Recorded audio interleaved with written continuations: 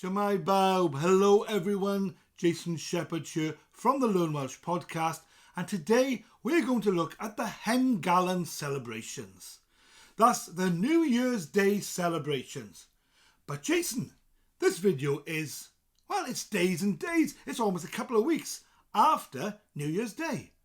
That doesn't make any sense. Well, here's the thing.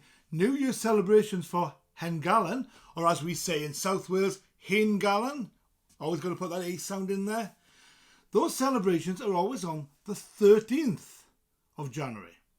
Why is that? Well, we'll get into that in a moment. First of all, if you watch our videos and enjoy them, why not click on the subscribe button? If you would like to be notified every time a video comes out, why not click on the little bell? And if after you've watched this video you think to yourself, do you know what? I enjoyed that.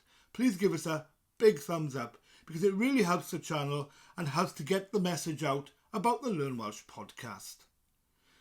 Now, I don't know loads and loads about these celebrations and traditions because I wasn't brought up with them. The part of South Wales that I come from didn't really do a lot. I do know about the Mari Lwyd, the big horse skull, but only a little bit. So what I thought is, let's look them up. But rather than just looking up the traditions and just reciting them, let's read people's experiences, what people actually say about it happening in their area. So I've got an article here. Well, I've got 3 articles to look at. But the first one it's from visitpembrokeshire.com, and it says, in a small wooded valley near Fishguard, the inhabitants of Cwm Gwaun are getting ready for their annual New Year's celebrations on the 13th of January. And it says, no, they're not 2 weeks late. They still run according to the Julian calendar. I said that wrong. The old Julian calendar. I keep wanting to say Julienne for some reason, like it's a French word. The Julian calendar. Now that was abolished, controversially apparently, in 1752 and replaced with the Gregorian calendar, which was approved by Pope Gregory XIII 200 years earlier. But the people of Gwaun Valley in Fishguard, near Fishguard, resisted the change. They weren't the only people that resisted the change. Many areas have done the same. But here it says, in true Welsh tradition, the children would go from door to door singing and are given calenig in return, which are sweets or money. And the most frequently heard Ditios song is this. Now I don't know the tune, but I'll read the words to you. Blwyddyn newydd dda I chi, ac I bawb sydd yn y tŷ. Dyma fy nymediad I, blwyddyn newydd dda I chi. Which means a happy new year to you and to everyone in the house. This is my wish, a happy new year to you.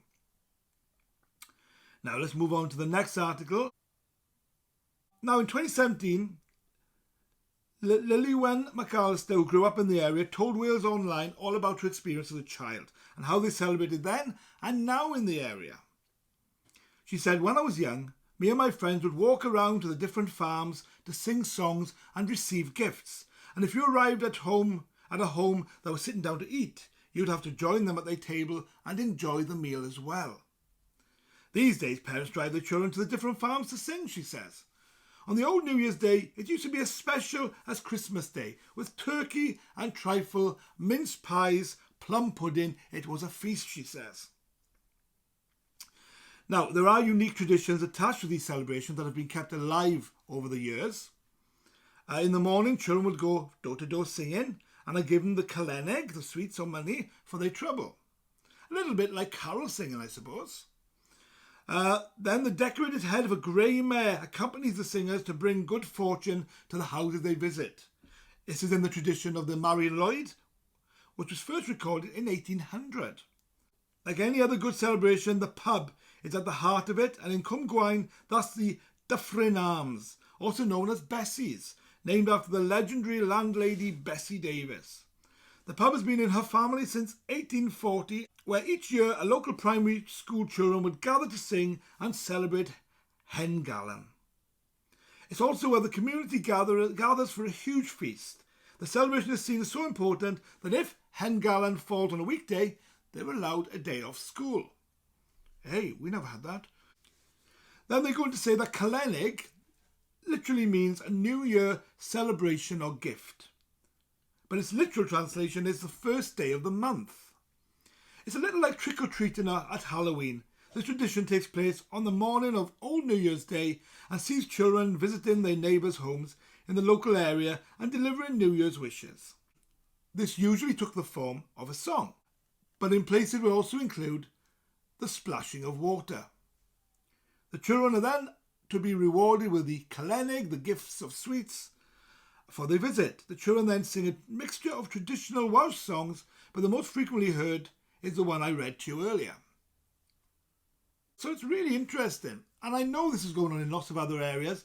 My wife's family comes from Llangannoedd, and I know they celebrate Mari Lwyd there.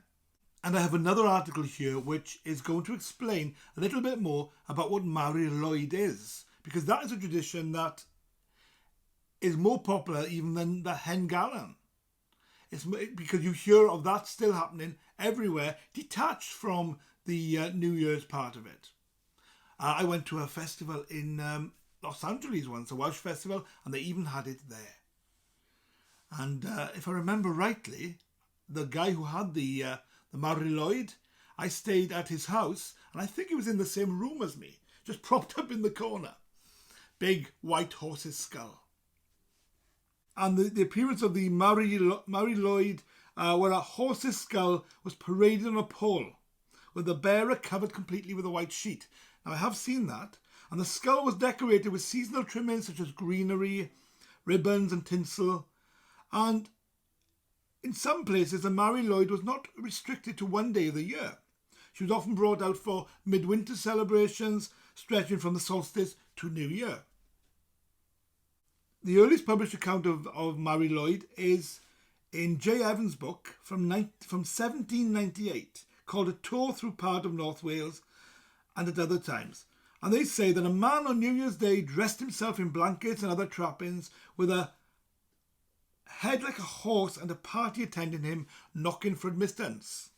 This obtained, he runs about the room with an uncommon frightful noise which the party quit in real or pretend frights. They soon recover, and by reciting a verse of some cywydd or in default pay a small gratitude, they gain admission. There was another tradition where Mari Lwyd would travel from house to house, including the public ones, the beer houses, the taverns, singing and performing in the hope of being given a warm welcome and refreshments, with the ultimate goal being entry to the big house where revellers will be set for a most fruitful welcome. To gain entry to the house, Mari and her party would enter in a poetic trade-off called a punco.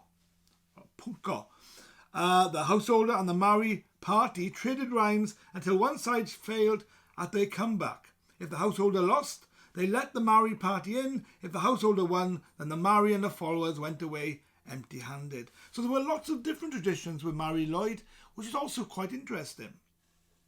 Now, I've looked this up, and there are still places today, other than Cwm Gwaun, that are doing this. Whether that will still happen because of COVID, I don't know, but it's wonderful to see the traditions are still going on. I'm so interested in these traditions. I find them fascinating, and I wish I was brought up with them a bit more, but I hope to see more of them as I get older, and maybe my wife and I will travel to some of these places, like Llangannoedd, after COVID, of course, and see a bit more of the traditions. So, I hope you've enjoyed today's video. As I say, if you have, please give it a big thumbs up. If you'd like to support us, there are two ways. You can go to learnwelshpodcast.co.uk and join the Learn Welsh Podcast Club, or you can go to Patreon. Patreon.com/learnwelsh. We will always give you some extra materials to thank you for your support. The Learn Welsh Podcast Club is great if you like everything organised and put out into categories. If you like a blog format, then Patreon is better. Well, thank you for joining me today. I hope you've enjoyed this video. And if you are celebrating on January 13th, let us know what you do and all the traditions that you celebrate in the comments below. And I'll see you soon. Hwyl! Bye!